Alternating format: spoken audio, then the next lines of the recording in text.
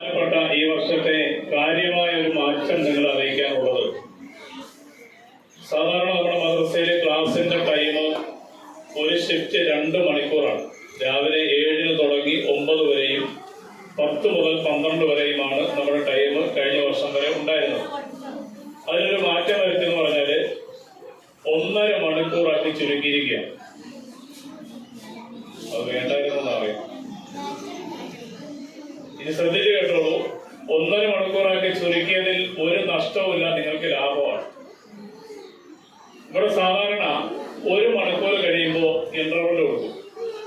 20-25 മിനിറ്റാണ് ഇന്റർവെൽ കൊടുക്കാറുള്ളത്. ഈ ഇന്റർവെല്ലിന് നമ്മുടെ മക്കള് താഴെ കിടന്ന് തിമിർത്ത് കളിച്ച് ഈ തോട്ടിൽ മുങ്ങിയിട്ട് വരുന്നത് പോലെയാണ് വേർത്ത് കുളിച്ച് ക്ലാസ്സിൽ വന്നിരിക്കും. ശരിയല്ലേ? ഈ ഫാനിന്റെ ചോട്ടിയൊന്നും എല്ലാവരും കൂടിയിരിക്കും. ആ പരിപാടി അവസാനിപ്പിക്കാം. ഇന്റർവെൽ സിസ്റ്റം നിർത്തുകയാണ്.